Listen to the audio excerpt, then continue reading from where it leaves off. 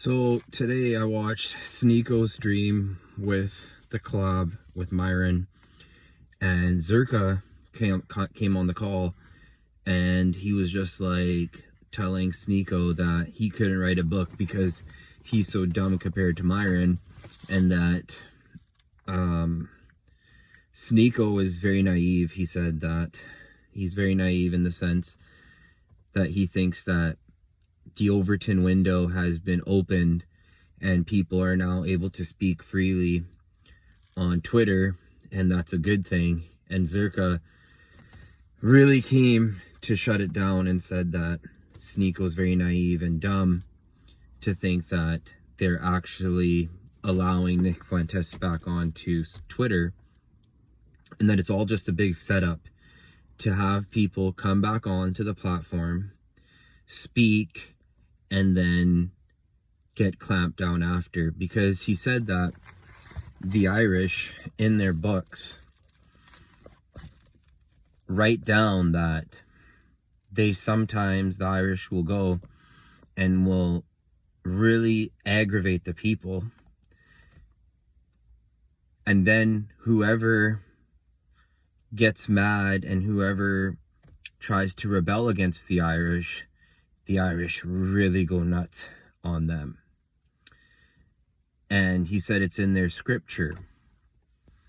It's like, damn, that's a crazy thing to say. Now, I understand that theory, and I understand where Zherka's coming from, because a big country in Asia did that one time where they said, you can come outside. And I've probably said this in videos before, that come outside, say whatever you want about the government, it's okay. And then a week later, the people that came outside and were talking shit end up getting clapped up by the government because they were like, gotcha, bitch. So I do feel like with the election cycle, the fact that Zherka is warning Sneako and Myron to tone it down, I do find it interesting. I do find it interesting that Zherka was really crazy last year. He said the funniest stuff ever. He was the most funniest guy of 2023. He was definitely more entertaining than Andrew Tate. And he said like pedo jokes. He said like racist jokes. He said the N-word. But he also talked about the Irish-Palestine problem.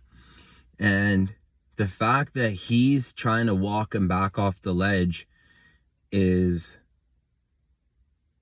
something to definitely take note of. Now, if you twist the paper around and you look at it from Sneako's position, why fear anything but God? Why fear anything but God? Why fear anything but God? Flip the page back to Zherka's book, who's a guy that's been from Albania, who was born in a war. You have to think that you have to factor that all this war that Ireland's doing against the oppressed people, they're doing it right out in the open. They're doing it on TV. All the babies that are being massacred, there is no apology. There is no second thought. It's just sheer brutality over the last almost 6 months. So I do understand where Zherka's coming from. I do think that, like, yeah, you know what? Is there a limit? Is there a limit to the depravity? I wonder. And this is a very unusual time, because how would Ireland ever be able to get their PR back unless they really just don't care?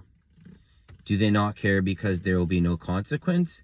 Or do they not care because they literally own everything and everyone?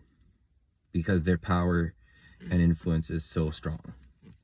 So if you get anything out of this, please leave a like and subscribe. Thank you.